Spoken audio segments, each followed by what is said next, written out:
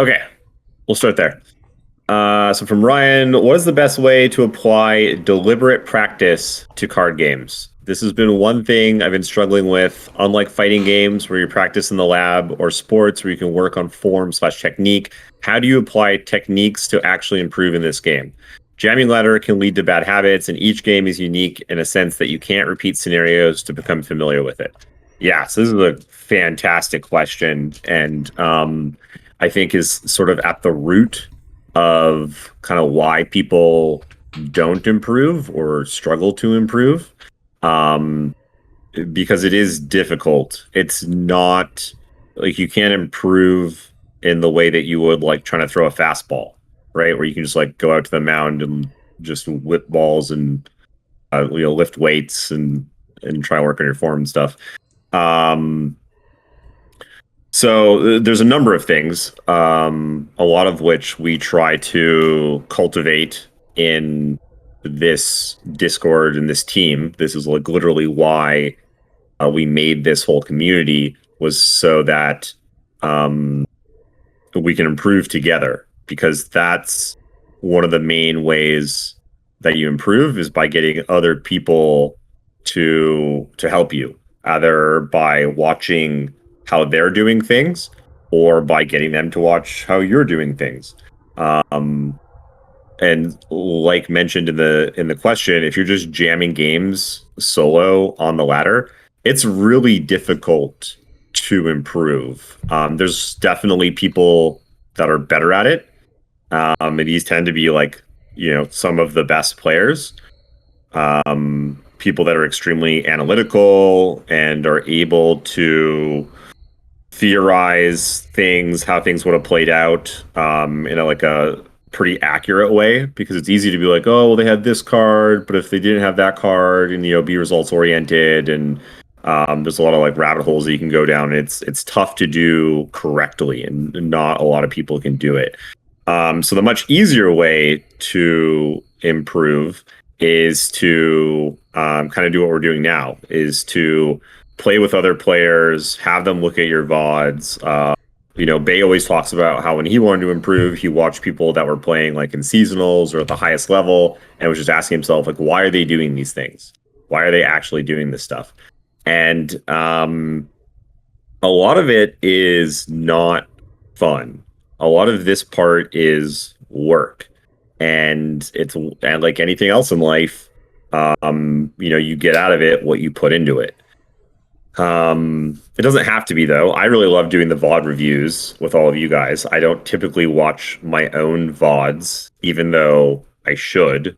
And again, that's something that a lot of top players do. And you should be doing as well, because you'd be shocked.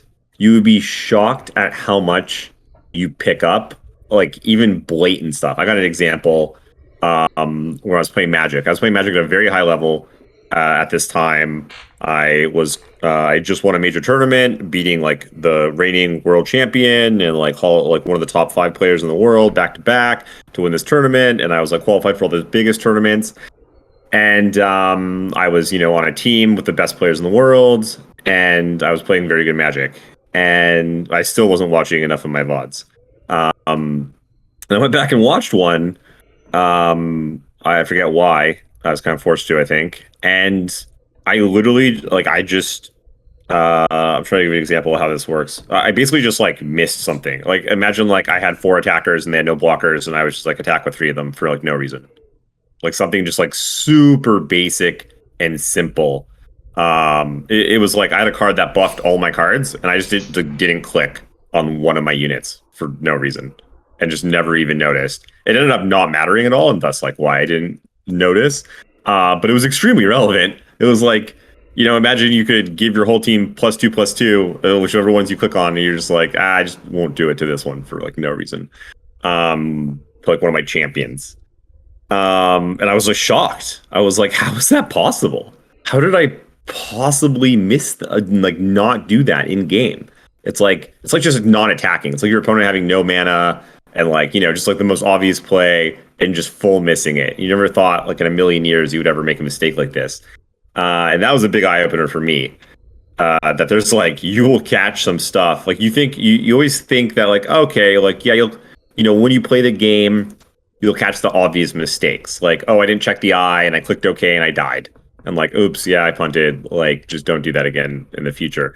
And you think have to be like some high level stuff that you just won't be able to figure out. And like, nah, there's that stuff too. There's also very high level stuff that you'll maybe be able to figure out by watching the video back and see how you could have taken different lines. But there's a lot of really basic stuff too that you'll pick up on or mistakes. So you're like, oh, why did I block with that 3-3 instead of that 4-4? And like my guy just died for no reason. Like there's a lot of stuff going on and a lot of stuff that you're not catching. And it's really shocking. So watching VODs is a great way to do it. That's why we do it here in the learning call. That's why I highly recommend and encourage all of you to get those VODs in. I learn so much from it every single time we do it, whether it's my VODs or your guys's. So that's a really good way. Playing with other players on ladder is another good way. I find everyone learns a little bit differently. I find it difficult sometimes to play with someone else on the ladder, especially if you play differently, like if you have different styles. I find the best way to do it to play on ladder is one person front seats. So they're the ultimate decision maker. It's not like everyone's like, hey, what do you think we should do? What do you think we should do? And each turn, someone else is picking like what you do that turn. And so you just end up down this like crazy path. Instead, one person front seats and they like make the decisions and the other person or people back seat and they discuss the plays as they're happening, maybe point out something else that's like, an obviously better play, but try not to like muddy the waters too much with like theory while you're playing. So those are two really good ways to learn. And the third is watching other top players like Bay talks about, watch seasonals, watch worlds, watch Bay's stream, watch Haneke's stream, watch What Am I stream. Any of these guys that are top 32ing seasonals, doing it regularly, winning tournaments, like they're doing things that the rest of us are not. And this was another good point that I wanted to bring up that I think people don't really realize. Like, do you ever think about this? Like, we all basically have the same deck lists, Like, they're out there. They're like, yeah, someone will have something like early and they'll go on a bit of a tear, but like within a day, everyone else will have that deck list. And so one of the things I always ask myself is like, why is this person climbing with this deck and I'm not? Oh, well, they're doing things differently. It's not the deck, it's you. So by watching how they play, that's going to teach you infinitely more than just jamming a bunch of games yourself and like trying to figure it out. That's like the hard way to do it. It's a lot more fun, and that's what I typically do because it's it's more fun. You want to play the game, and it's less work. But all of this comes back to, so I hope that's all useful. Those are like the ways that you really want to be learning, and it all comes back to like mindset. We talk about this a lot when it comes to how to not get burnt out, how to not go on tilt, how to not have ladder stress. And it comes down to having a learning mindset and also, on a small part, kind of pushing your ego down and realizing that you're here to learn and that you don't know everything. It's so easy. Like anyone that gets like a mild amount of success in card games immediately thinks they're really good. And so it's easy to get carried away with that. And so be in that learning mindset, even when you're playing by yourself on the ladder, always thinking why. Why am I doing this? Why is my opponent doing this? Why should I make this play? Why is this play better than that play? You're not there to win the game. You're there to learn information. And you just keep learning and learning and learning. And that's how you improve. And then obviously, inevitably, you start winning and winning and winning because you have more information, you understand the game and matchups at a deeper level, and you're able to outmaneuver your opponents. Because like I said before, we all have the same deck list. So where do you get an edge? Where are you supposed to get your edge from? Why do you think you deserve to win more than your opponent on the other side of the field? Because you both have the same deck list, typically, right? Obviously, there's little caveats. but typically everyone has the same deck list. So where does your edge come from? How do you win more than them? And it's by understanding the game, the matchups at a deeper level. And these are the ways that you go about gaining that information. Okay. And spiel. Bay, what do you got? No, that's pretty good. Practice. And then I like to go into games, like if I'm practicing a deck or something, I like to go into games with one thing on my mind to work on. For example, like if I'm learning a new deck, one of the first things I want to figure out is like what are the key cards, like what are most important. A lot of times they're champions, but like a lot of decks has other things that are really important, like Draven Ezreal. You really want Tri-Beam, um, that kind of stuff.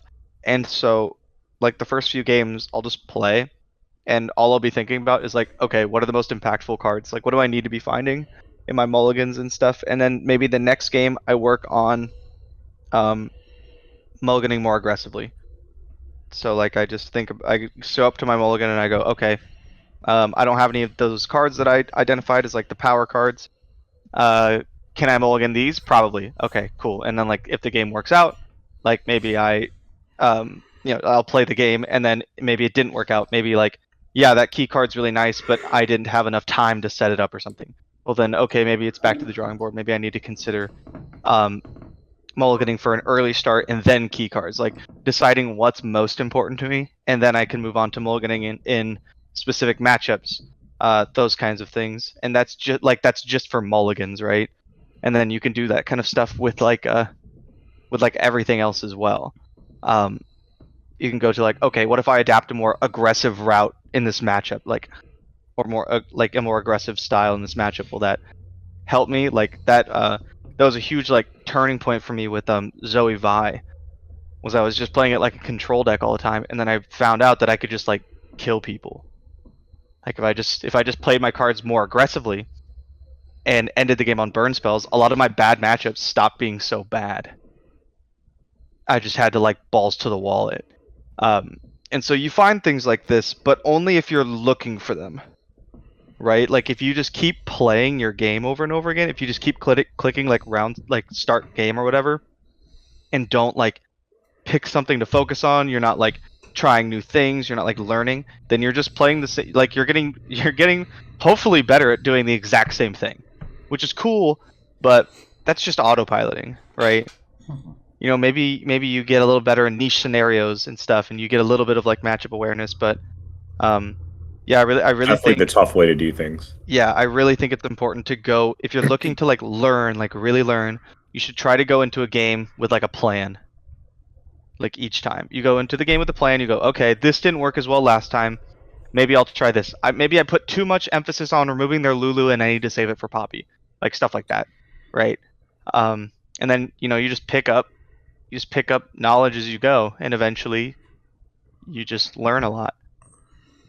Yeah, great point that you make about mulligans. I want to dig into that a little bit deeper. But first, Leo, you're recording, right? Yeah. Okay, I just realized my audio is not actually recording. Oh my god, Jason. I got you. I reinstalled Windows, okay? I forgot I had to set everything up. Anyways, mulligans. This is like something for anyone like me that's coming from Magic. Wow, are mulligans and strategy different? I'm so used to just like you just want lands and like a curve and just be aggressive. That's like 90% of the game plan in Magic. Or like have your interaction. And in Runeterra, it is not like that at all. Oftentimes, just going 1 drop, 2 drop, 3 drop, 4 drop will just make you dead on the spot. Your opponent will just be able to interact with you however they want. And also, there's lots of matchups where you don't want like your 1 drops or your 2 drops. Like if you're playing against Draven Ezreal, like you don't want a bunch of 2-1s and 3-1s. They're just going to get picked off and like profitably, and you're just going to be sitting there with like nothing. Like you're just going to have like one big unit at the end that they have to deal with, and then you're going to be out of gas. So like in those matchups, a lot of times you want to not be keeping your 1 and 2 drops because they're weak. And I mean, if you get them back, so be it. You play them out and you go. But you want to be mulliganing, like say you're playing Sivir Demacia, you want to be having like Rune Runners and Sivers and Merciless Hunters. I mean, obviously a lot of this has changed a little bit.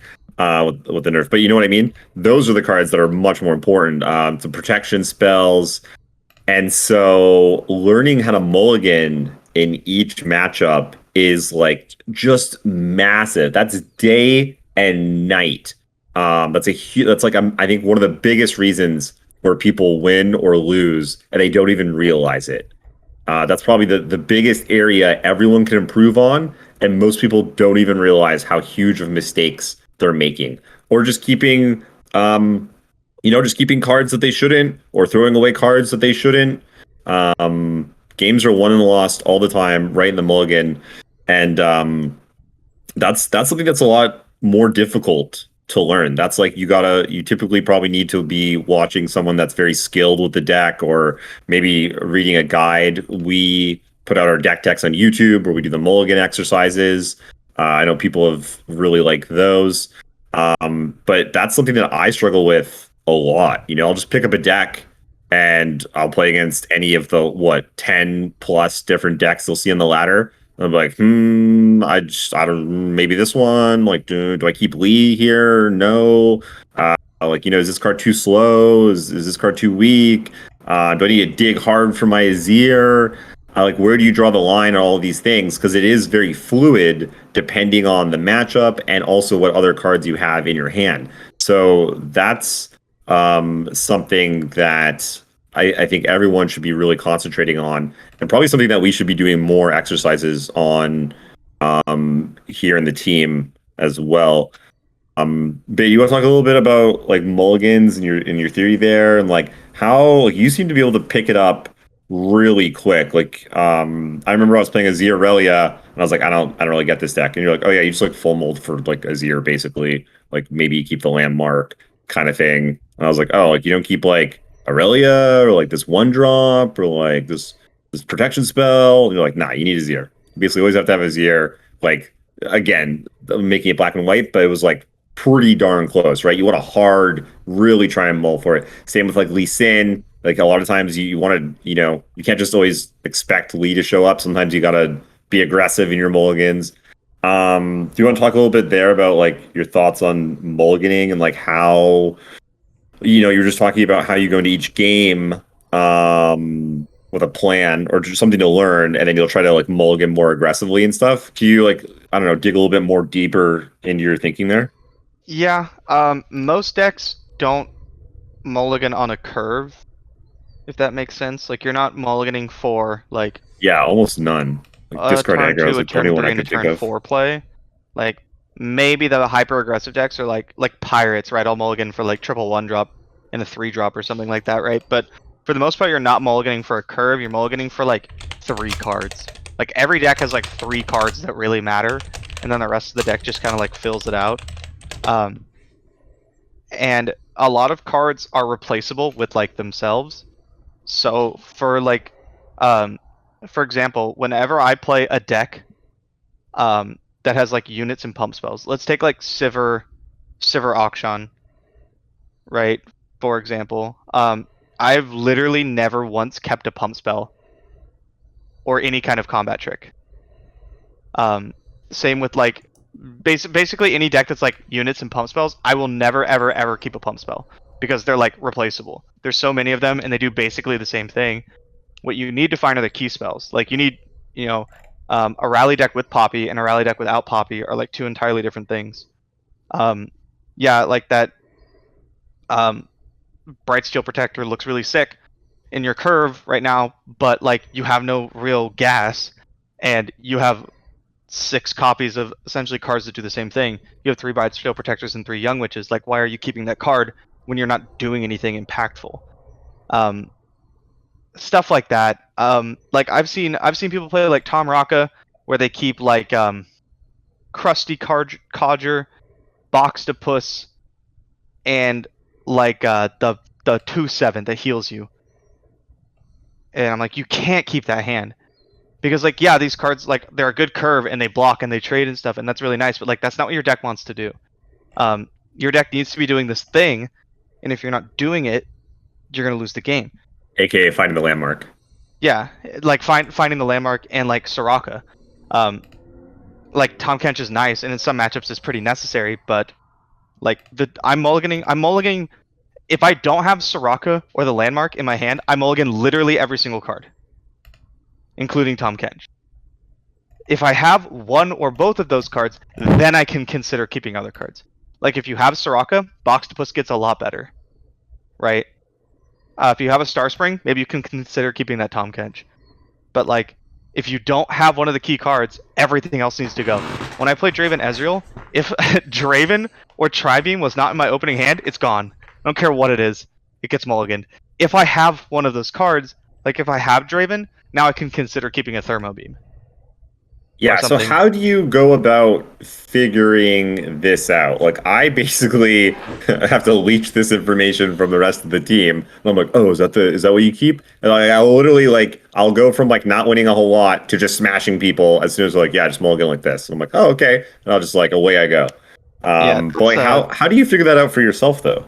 that's what I was talking about before when we went over this earlier in the question. Is like that's the first thing I try to figure out when I play a deck is like what cards really matter. It's like step one. Right. So like for example, I am very bad at like rally decks. I never played them. I don't do very good with them, so I played them a bunch the last like few days. And what I found was that there's like two the only cards that like really matter are like your champions, like Lulu Poppy or whatever champions you're using. Um and then maybe like Young Witch on like board centric matchups. Like that's really good. So I just want to find my champions. And then like sometimes if I have a hand, like if I have Fleet Feather Tracker Young Witch, I'm attacking on 2 and I'm playing into like a mirror type matchup, like a board based matchup without a lot of removal or any removal, then like okay, yeah, I keep that because it's like really, really good. But I know I need my champions to like do anything. And so that was step one. Um let me give another example. Yeah, I got one. Um Like, do you have these like aha moments? Like, for instance, like I don't know, if you go like Draven on 3, try beam you, I win. It's like, huh, I'm like winning a lot when I do this. Or like, I had one with Thresh Nasus. If anyone remembers, a few seasons ago, I one tricked that a crap ton. And I had this aha moment where I was like, oh, if I go like turn 1, the fearsome guy, and then like turn 2, the 1/1 that makes the 4/3 when you. Sorry, why am I blanking on names? It's Curse for purposes Keeper. of what is. Turn 2 Curse Keeper, then you sack it and you attack for like, I don't know, whatever it is, like 9 on turn 2 or something. Like, I don't think I ever lost one of those games. And I was like, huh, okay. And so I just started full mulling, just Thresh gone, Nasus gone, everything else gone. All I wanted was 1 drop. Well, especially what I wanted was 2 drop and a sacrifice outlet for it. That was like the main thing, or 1 drop, 2 drop, and like the zero costing cast thing. And that's I just had this aha moment that I'm like, nobody can deal with this. Like decks just cannot deal with this open, and I would just full mull for it, and I just went on a run and like crushed that season. It was just on the back of that information mostly. And then, after that, I started like once I had that intact, I'm like, this is my opening. This is what I'm looking for. Then I was able to move on and figure out like how the rest of matchups would work out and play out. And that's like probably the best I've ever been at a deck. Like there was no matchup where I didn't know what I was doing at basically every single turn of every single step of the game. I knew exactly what my deck could do and was trying to do. I knew exactly what their deck could do. I was trying to do to stop me and how to play around those things. And that's where you want to get to. And I've not even really come close with many other decks. And that's how I can tell how prepared I am or am not for a tournament, is like how close to that level am I with my decks. And typically the answer is 0. I'm not that close with any of them. I'll be like maybe like 80% with one of them, and then it like tails off from there. Star The Spring board versus space Igni. and the Oh, countdowns. okay. Or wait, Aurelia? Yes. Yeah, Okay. their lineup was Action, Sivir, Azir and Tom Kench Soraka, which is probably the counter lineup to mine. And the reason I banned Action Sivir is because it had more rallies than Azir Aurelia had homecoming effects. Mm-hmm. Oh, wait, did it really? That's crazy. Mm-hmm. I probably keep Star Shepherd and Star Springs. This is a like I hate keeping it though, but if their hand is like not great, like if they attack with a couple Sand Soldiers and you get Star Shepherd up to like really big and start cracking back, and it's actually hard for them to block 3 power. Mm-hmm. I mean 3 health, sorry. It's hard for them to block 3 health units profitably. So I would probably keep that. One of I the other hate doing it though. one of the other things I'm considering here is hard mulliganing for Tom Kench. Yeah. Yeah.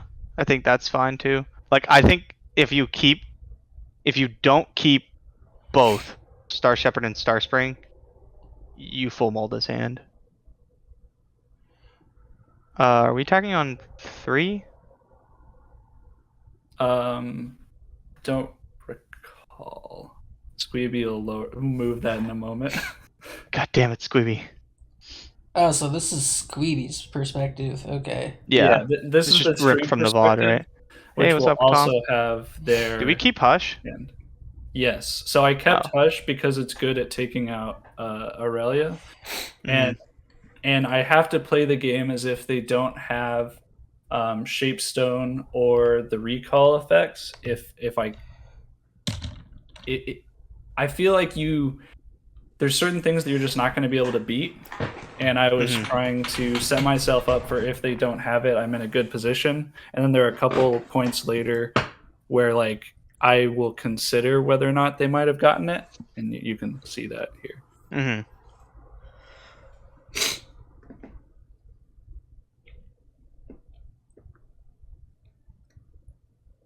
And I think they do pop up. Yeah, Pav's hand there. Yeah.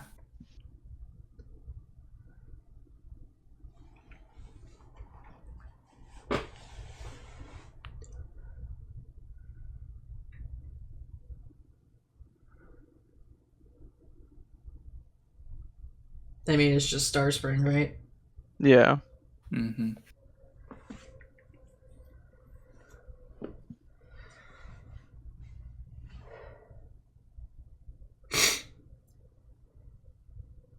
Get him. You're so good. What if they blocked? Then we Someone get will. Connor, I know. Connor. People do. Oh, that's a Playing good on question. autopilot and they just block when they're not supposed to. This is why I don't Yeah. like Hush. seen crazier Like, things it's a happen. good answer to Aurelia for like a turn, but like if we're keeping Star Shepherd, Star Springs, we're like not doing anything. Yeah. One of the other things I was considering with that is whenever you keep this hand, they also can't attack into you easily for the first few turns. So like, Which is why I like the Star Shepherd, Star Springs. Yeah, I feel- mean I get it, but like if we whiffed on Kench, we're so boned here, right? Oh yeah.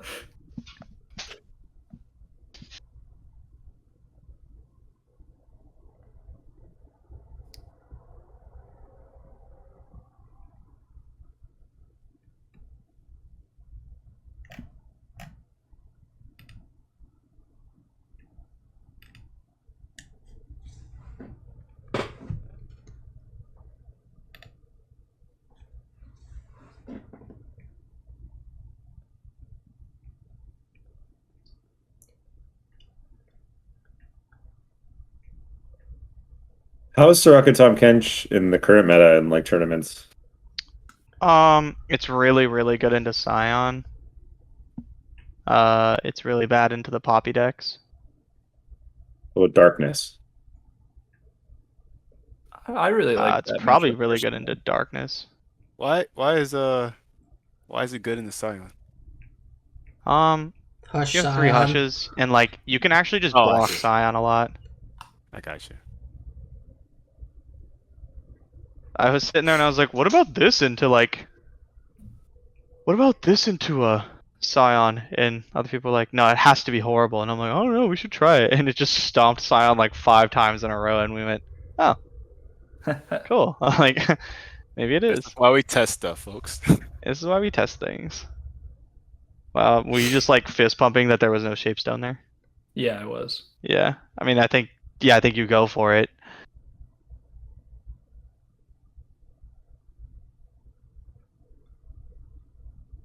Are you gonna bash in a defiant dance this game? That's so gross.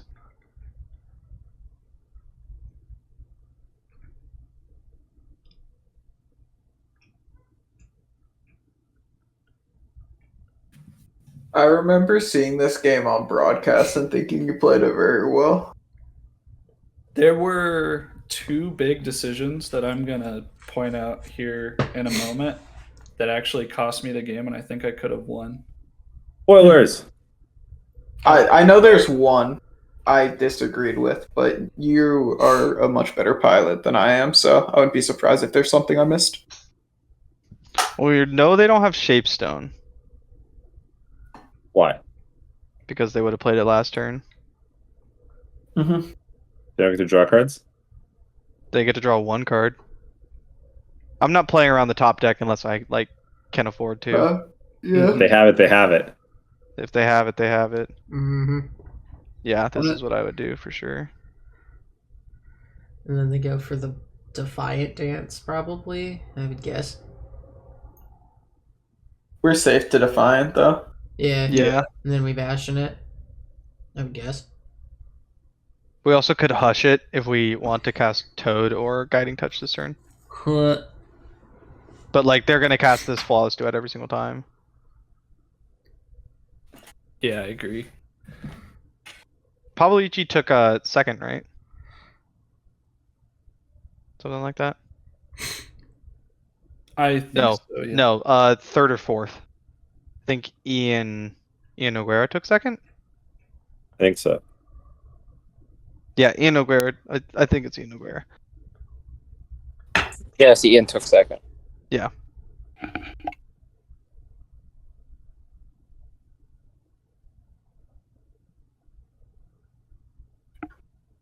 Why does it cost 1 mana? Busted card. Aha. Because time Nerf skips, surprised Jason. me actually, but I Because really like time it. skips. I'm curious if that will allow them to unnerf Inspiring Marshal or anything like that. I don't think they'll risk it. Yeah. I think the only thing they could do is unnerf Droplet, and they won't do it. Yeah, that's fair. Droplet Cowards. was cracked. Droplet was an insane card. How am I supposed to play my eggs deck? Yeah, kind of like Otterpuss. Just play Nami instead, Jason. It's fine. Oh, okay. By the time it's nerfed, there'll be new cards. You're good. Just keep cycling. I really wish that Zoe Nami and Tom Kent Soraka didn't share the same regions because I think they would be a fantastic do. pairing. That's We right. talked about that for Worlds a lot. We went, That's "Oh, funny what that about Tom Kench and Zoe Nami? And they were like, fuck, we can't. That duplicate region rule really coming in. It gets you sometimes, yeah. It was It's it was kinda nothing for so necessary, many though. seasons. Mm-hmm. Because if it wasn't, like, you could effectively just play, like, I don't know, like the P and Z Noxus Shell and play discard aggro plus Draven Israel plus whatever else and just You have can just triple play. sentry, You can triple just flank play or whatever. Just play 3 rally decks. True. Yeah. Yeah. Last season, you could just play triple pink yellow. True. Oof. Yeah. That would be a Nasus season I would played just triple skip. Freljord to beat Nasus. Yeah. Like, it's kind of good. Yes. I kind of Whoa. wish there was a Really region- playing or around that card lock and shapestone, stuff. huh?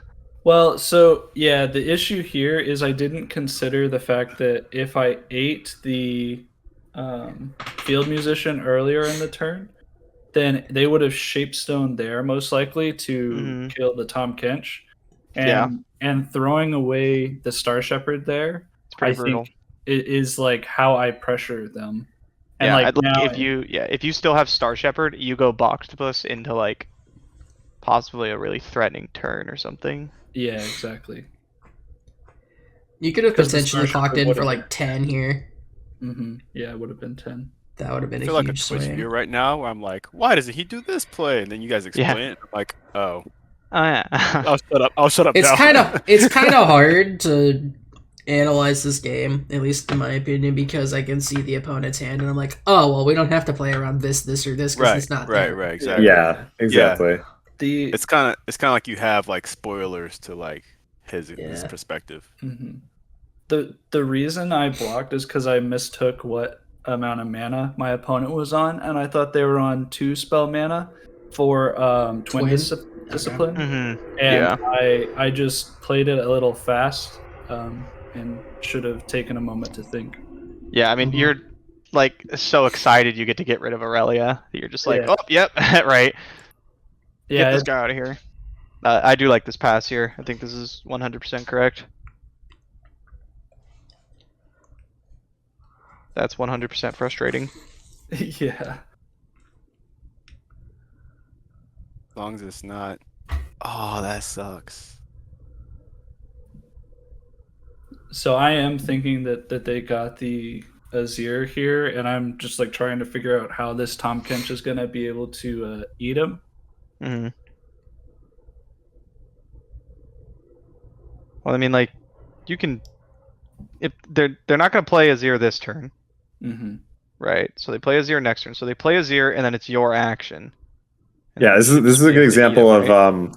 I think a lot of people here would be like, oh, like if they have a zero, like we can eat it. But like any good players never just like they see that you have the removal spell, right? They're not just gonna throw their Azir at it. Right. Oh, I see. That makes sense. The problem Yeah. is that sick Bastion. The problem is that, or hold on, is there possibly? No, I was gonna say, is there possibly a reason? I just wanted to really quick consider possibly hushing, but no, it's bad. That's so annoying. Boink. The big problem is that like you do just kind of get threatened next turn. Like we're just a little low. Yeah, so I have to do something really interesting in a moment because of the Azir, I believe. You are so scared of Shapestone right now. I mean, you have to be, right? Like, Well, if he has it, then we just to get a blown point, out. yeah, but we saw earlier that he didn't have it, right? But Maybe isn't twin. like, I probably attack this 2-1. Yeah, I really like this. Then we have less blockers for 1/1s. Well, they have less attackers. Yeah, I don't want them to open. They eat can't just stuff. open though.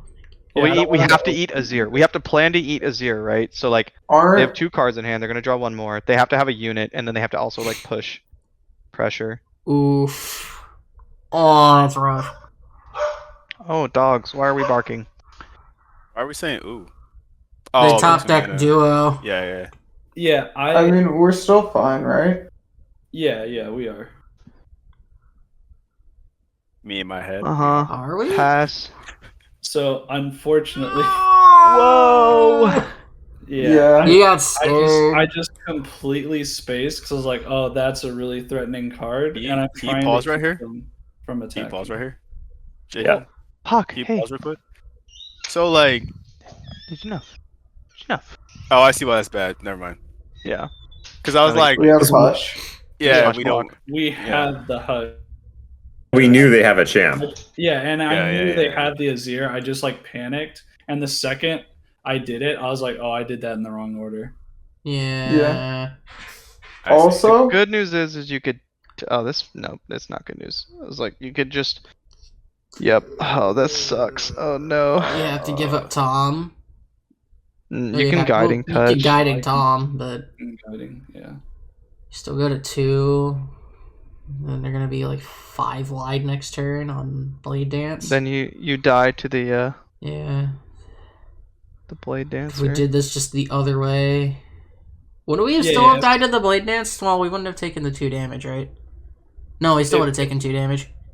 Because they Did would we- still attack with Yeah, the Green Blade duo, wouldn't they? Did we block? Hold on. Did we block Azir to We did not block possibly Azir. open up shakedown shenanigans? Why did we Yeah. do that?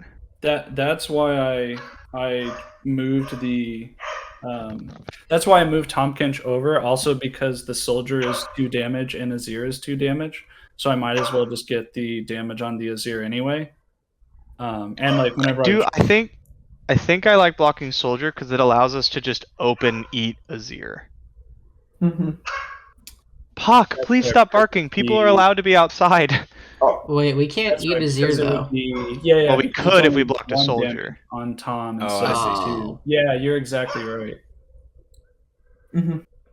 Like it's 2 damage to face, but it's not 2 damage to our boy. Oh, we're Mhm. going for it. Doing that for no value feels bad. Oh, but we don't have a could have choice just here, right? shake down and then just It kills. attacked, It's right? 2 damage. Yeah, I could have, but like, he only has a 1 of Nopify. Yeah, you're not playing around that. And so, like, my plan there was to, if they drew, so they haven't had a chance to play the twin disciplines that I think they might have. So I go for it that way. And The then BM. Yeah. That's No, rough that because was if a you bit if That's you so rough, had dude. just hush duo, I think you win this game. Yeah, I think I do. Yep. That was so close, man. Holy shit. It was very close. Yeah, well played. Just Hush yeah, I think duo, that turn was rough, and then like 1 or Azir. 2 other things. Also, I know we said we liked dragging the 2-1 with Boxtopus, but I don't know if it's correct because, like, yeah, it trades on offense and defense anyways, but it is a ticker star spring. I don't think we're beating them down yet. Maybe the 1 swing matters, but we're pretty happy if he open attacks because we know he has a champ in hand, and his champs get infinitely more valuable after he plays something. Well, the reason I like the attack is because we know there's Azir, and then there's 2 other cards. Well, actually, we only know there's 1 other card other than Azir. So, if our opponent's only unit is Azir, or possibly like some dinky one drop or something like that, right? Something without Blade Dance, then they play Azir, we eat Azir, and now they can't really they can't generate anything. It's just done, right? Yeah, that makes sense. So you could go either way. I just really like because if we attack the 2-1, then like Pavlici has to play something into our Tahm Kench. Like we have 2 blockers, so we can stop a Blade Dance, and they have to play something. And then it would have been like duo, and we go okay, go, and then they play Azir or whatever, and then we eat him, and then we hush duo, and we win the game. But yeah, that was a close one. Yeah. This video's sorry, you go.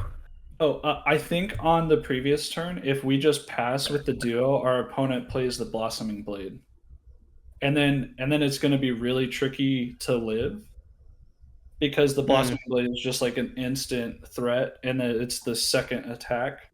So I was about to ask, did he have enough mana for that? No. Because he lost the mana gem for the right? Yeah, it's 1 short. Yeah, because of the Rite of Calling that they did earlier. Oh yeah, that's a good point. Let's see, it would put us to like This 1 or is something. This video is a really good example of like another part of my game that I struggle with. So and I think a lot of people do. So like mulligans is I think a huge part of where people lose games, and then like the end game where there's only like they only had like what 2 cards, 3 cards at the end. We only had a few cards, and it's just like the sequencing and timing of when things happen and when you pass back and forth ends up deciding the game. And this is something that like I do stuff like this all the time where I'm like, yep, this is looking real good. I got this one in the bag, and then I just like cast something I didn't need to, or cast something in the wrong order, or just like there's all kinds of sort of pitfalls that you can run to. Even like, oh, I played a unit out and then they tri-beamed it and now they're attacking me, or they stunned my thing and now they're attacking me, or like something with the timing. You know what I mean? And so it's like in chess, like end game is like something that people study a lot when like both players get down to like a very few amount of units and it becomes this like crazy scramble. And I feel like the same kind of applies to Runeterra, where like you see situations like this come up all the time. Like this game was looking pretty decent for us, and like we identified a line that we could have won. Obviously results oriented. Also, the cards in their hands could switch around and things change. But I don't know. This is something that I think everyone should really pay attention to, and especially when you're getting to, I don't know, past turn 5-ish, turn 6, probably. I think it's really important to start slowing down and really like trying to like think out all the different sequencing of plays. Because I think this is another part of the game that everyone can improve on. Basically, it's something that I know like Bay does really well, and like other top players do really well. And it makes the difference between winning and losing games. And it's something that like I identified, when we were doing VODs like a couple weeks ago, when I was like, oh yeah, like I was playing this game pretty good, and then just like there was one time when I like clicked too fast. And I just needed to like slow down, check the eye, be like, oh wait, this doesn't work the way I thought it did. Or just like sequence things incorrectly, or I passed when I shouldn't have, or I didn't pass when I should have. And ended up getting myself into like a spot that I didn't see coming. So I think those two ends of the game, like the mulliganing at the beginning and like setting yourself up and figuring out what cards are important, and then the end game of like closing out games. I think both of those are like really important. I know personally those are like two of the things that I'm probably going to be working on the most over the next like few months. I just kind of want to point that out. Does anyone else ever see that in their games where like stuff like this comes up? So I go ahead, Swell Pierce. Oh no, go for it. I was just gonna say, yeah, I definitely have that a lot of times in my games. Like, generally when I'm not playing like controller aggro, so like my clock is a little bit more like in the air, right? And like how I use my fuel can be a little bit more like changing more in the matchup. I definitely start to struggle with that because there's a lot of situations where you just get into like almost top deck wars, and like hand reading isn't even like a thing anymore at that point, right? Because it's just like top deck, so it's a really tricky thing, right? Yeah, it is and it isn't. So for instance, like, we talked about how they would have Shapestone when we ate that one turn. So like that wasn't that many turns ago from like where we are now. It was like 2 turns ago or something like that. And like that's something that I think, that was good that you guys picked up on that, because like I didn't really think about that. But noticing stuff like that, like, oh, they didn't have Shapestone like a turn ago or 2 turns ago. So that means like, you can actually just look at their hand and be like, these 3 cards are not Shapestone. And if the next turn they draw their card and they play the card they drew, they still definitely don't have Shapestone. Or even if they drew a card, it's like, okay, 1 card in their hand could be Shapestone. Well, then, you don't have to play around it nearly as much, or you can, it's like Bay was saying, he doesn't play around top decks. Like sometimes literally if they have it, but things like that really matter. Bay, can you talk about that a little bit? Because I feel like that's definitely part of how you're able to navigate the late game so well, is that you pay attention to stuff like that. Whereas I'm like, they could have anything. It's turn 10. They have 3 cards. Like, who knows what they are? But realistically, you can narrow down what those cards obviously not the one they just drew, but like the cards that they've had in the game that they've had for a while, and paying attention, as much as you can to how long they've had them. And they haven't played certain things or done certain things, like, like, oh, if they had a Lee Sin here, they slam it and kill me. So like they don't have Lee Sin, so I can ignore that and like move in this direction. Bay, can you talk a little bit about like your thinking when it comes to like end game and stuff, and like how you like sort of like narrow down what they do and don't have? Like you do a really good job of paying attention, I notice, and like picking up on stuff like that. Yeah, I'd like to think that's one of the better parts of my game. I call that part of the game like a scramble.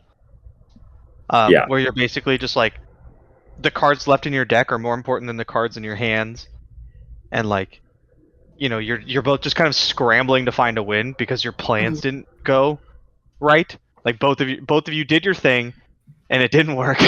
So now you're both trying to figure out how to kill each other. And I call it the scramble. And one thing that you have to think about a lot, or that helps me, is that if there's like still a lot of cards in your opponent's hand, and this will happen where you get to like turn 12, 13, 14, and like both of you still have a lot of cards in your hands, I put like a very, very, very heavy likelihood on my opponent having cards that are obviously in the deck, but haven't had a good chance to be cast that game yet. Like a good example is like flash freezes. Sometimes like Velocity. flash freeze just doesn't have a good spot. And so if I haven't been presenting a threat that would make flash freeze good, and we're on turn 13 and my opponent has 5 cards in their hand, I'm like heavily incentivized to put them on at least one flash freeze. Yeah, there's a lot of those. Hey, like denies if there's been Yeah. no targets, Denies, atrocities palms, one. wills, Yeah. atrocity, all that kind of stuff. Like, you know, there's the Thresh Nasus where they always have atrocity, and like it does feel like that. And that's because the last card in their hand's always atrocity because it's been rotting in their hand for the last 6 turns. Like it just doesn't do anything until it does. And so if your opponent has cards that like aren't pushing their game plan forward, they're just kind of sitting in their hand, like it behooves you to kind of sit there and think, okay, what cards in my opponent's deck could they have like had for a while and just not had a good opportunity to cast? And then you can often like kind of figure out what they might be on. And then one step past that is like you look through this happened a lot when I played like deep. A lot when I play deep and a lot when I play like Zoe Lee, is you look through like your opponent's list and your list and you go like, okay, how does my opponent win the game? Because like we've identified we're in the scramble. You know, there's only so many threats left. On both sides. There's only so many threats and so many answers. So you have to like kind of line them up together. Be like, okay, well there's this many kill spells for this many things. There's one extra kill spell for I have win conditions, so I have to either like try to force through my win conditions early and get them before my opponent draws all the kill spells, or I have to invalidate some of the kill spells in some way, shape, or form. Maybe by like bouncing my own unit in response to a kill spell, forcing them to use it on something they don't want to. Counter spells, things like that. And then you look at the opponent's side, like, okay, how do they win? Well, they have this, this, and this, and I have only 2 Devour of the Depths, and they have 3 Ezreals left. Well, I need more Devour of the Depths. Okay, well, I know I have a Fading Memories in my deck, so if I draw Fading Memories, I just can't cast it on anything unless it's Devour of the Depths. Like stuff like that. You know, you get into this really weird spot where like the normal rules are thrown out the window. It doesn't happen super often, right? But I like to feel comfortable when it does. So just like reevaluating how everything works at that point, I think is really, really important. Like taking a step back and just throwing the normal rules out. Like, I no longer have to shoot your Draven, right? Because it's turn 12, and it's probably not going to kill me. Like, what's really important is this unit, because it chips through damage, and I can't really stop it. Or something like that. Yeah, just kind of reevaluate every few turns, if you can. Like, I think in that last Tomraka game, we attacked the 2-1, and we kind of stepped back and reevaluated and said, okay, we know there's Azir, and there's only one other card. If we attack this 2-1, and we threaten Azir hitting the board, like if he can't play Azir, then we drastically lower our opponent's chance to like do anything. Because they don't have units they can play. They're like out of gas. What if it wasn't Azir though? If it was like what, just 2 cards? No. If it was what's her face? Aurelia. Aurelia. I mean, it's kind of the same thing. It's less good because we can't just like snap eat Aurelia. We'd have to like heal Tom Kench first. Yeah, then they have the blade dance as well. They have the blade dances, yeah. But yeah, I mean, I'd have to like look at the spot again. Yeah. But yeah, that's basically it. Just like really pay attention to like what's left and what they could have. So how often are you using? I know you use a tracker. Are you? Because it definitely like sometimes when I'm watching your games, when it gets to those spots, there's only like whatever, like 15 cards left in your deck or something, and like when you look at it on the tracker, it's like, oh man, it kind of lays it out for you. You're like, oh, here's what's left in my deck. Like there's not a whole lot left, and you can kind of like be like, okay, that's important. That's important. These are a bunch of just random spells that do nothing, pump spells or something. Do you use that still, or is that like not really? Yeah, I do, but you have to remember the trackers are not perfect. I think they just scrape the image from like this. I don't know how computers work, but like I think it's basically when the card shows up on the screen, it counts it, and so if you see it in a predict, it counts it as drawn. Right. If you play a champ spell and it shuffles a copy of the champ, it counts it as gone. Deep like stuff like that. also, right? What's up? Tossing Does it hit stuff. Yeah. tossing? It does hit the cards tossing, which is actually really nice. I really like having it for deep. But it obviously won't like shuffle back in the cards, right? When you play Nautilus, it won't Right. show you that you have treasures. It won't show you that you have a Hexite crystal. Like I never used deck trackers until I started streaming because I figured the viewers would like them. It has made me a little bit lazier about keeping track of all the cards I've casted and everything. I think like you don't have to use a deck tracker, but you should pay attention to everything you've cast. Like maybe don't use a deck tracker for a while if you do, and if you don't, then continue not, and just try to play a few games where you like keep track of everything. Don't like write it down, just like in your head. Just kind of go, okay, this is my second Pale Cascade. I now only have one Pale Cascade left in the deck, right? Like you should almost be keeping like a running count in your head, because sometimes you'll be like, okay, this is my last, like I only have one more copy of Hush. Hush is really good here, but if I use this Hush, I don't have it for whatever this card is later in the game. And I can't beat this card without Hush. Something like that, right? So like being able to keep a running count in my head without just using a deck tracker forced me to consider what using those spells meant, if that makes sense, more. Like I don't just, if you know, it has more weight when you're thinking to yourself like, this is my last Mystic Shot. What does that mean? Well, that means it's really hard for me to burn my opponent out. So I either have to like grind them out or card advantage, or I have to push for a lot more damage with creatures than I normally would. Like stuff like that. Yeah. So there's positives and negatives. I'm totally rambling here, but yeah, you can use one or not. It's fine, whatever.